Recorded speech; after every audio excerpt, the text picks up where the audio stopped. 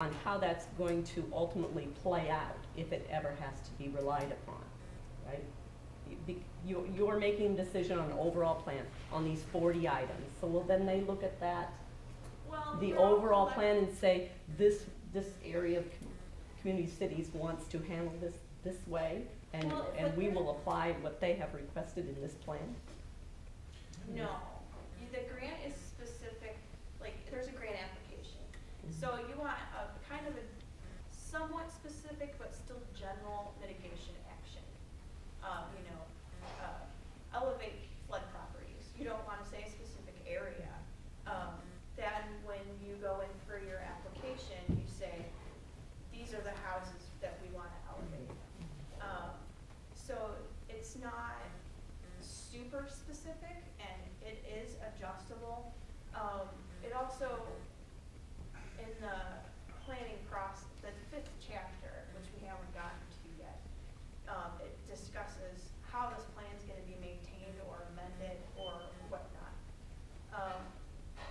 In that chapter, we usually cover if there's some kind of change that they want to make to the plan. The state and FEMA is basically looking for some proof, in this case, a proof of the plan that's been adopted. Proof that jurisdictions are looking at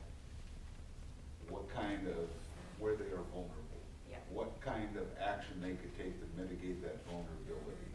And it doesn't have to be specific, but they just want to see that you're thinking about it, you're attempting to do something about it, so when you make that application to the federal government through the state for additional mitigation funds based on presidential declaration, they're saying, okay, we're not throwing this money down the drain, we're actually giving it to a group that has thought about it, has some intention for good use for it because they've gotten together, they have some plans, they may not be specific yet, maybe just improve storm sewers within the city of Davenport, but they have a plan, and the money's gonna go to good use, and that's what they're looking for. And then all the extra things that are particular to the individual jurisdiction, then those are worked out under this acceptance by FEMA by having a plan. And that's really what we're trying to get to here, not determine exactly what you're going to do in each particular situation, but have show them proof that you're thinking about it and you're trying to work towards making your community better and save money within the governmental process. That's very helpful. I'm just curious. I think the overarching potential concern would be by us submitting this plan to FEMA for approval, with the carrot being you could get some funding over here. It's the carrot and stick, as we all know. Sure. Okay, are we unintentionally or whatever you want to call it, ceding authority for actual actions during a hazard? In other words, when it comes time, even though you got this plan over here, you guys submitted to us, we approved it on it, but now this is how we roll. We're going to do it differently on this when something happens on the Highway 61, for instance. No, that's not the way it goes. We're in charge now. Are we going to cede jurisdictional authority for how we actually pursue mitigating our hazards? Jurisdictional authority being superseded by FEMA on something? Or the state, no. Okay. All disasters and response to disasters or emergencies are local, and they're going to depend upon the local jurisdiction to handle it. They're just looking for something you can hang your hat on when you want to take that step beyond, saying, we thought we were ready for the tornado, but there's things we could have done, but we do not have the funding for, and this is what we would like to do to save things in the future, and that's all. Yeah, this is, if I can answer that, this is really not taking the step of saying, this is what our hazmat team is going to do. Here's the step our hazmat team is going to do if there's a transportation accident with a tanker or something like that. This is saying we want to make sure if we don't have that plan set, this is going to say, this is one of the things that we want to do, develop a plan that will address hazmat incidents. So it's not going to be the plan itself that's going to take each step involved. It's the intention of creating that plan. So that's what this document does. This is an exploration process, basically, on the shortfalls on what your community needs. Going back to what you said earlier, and I think your intention there of saving money, duplication of efforts, and things like that. Maybe I'm playing a little bit of Columbo here, not thinking fast enough, but not change the goals, but perhaps a paragraph before we list the goals would say something, because feds love particular words, but say something like, incorporate best practices found in separate jurisdictions into a multi-jurisdictional hazard mitigation planning in order to do these goals. And then it's telling, yeah, we're not going to throw everything out and start over. We're gonna look at each individual, it's gonna look at their jurisdiction, their best practices.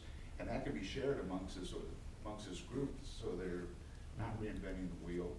Maybe able to assist in, by equipment training or whatever else you've already put into that project for your individual jurisdiction. Share it with the group, and that's another thing that they would love to see. I think it's extremely important to take stock of what you have. I'm not trying to say that that's not, but I mean, I'll just use a real world example. It was, I don't know how many years ago, what was that big tire fire that happened out here at the, was it the, help me out, what was the plant? The cat plant? Oh. Remember that? Yeah. That was huge. That was a big deal, right? That was an event.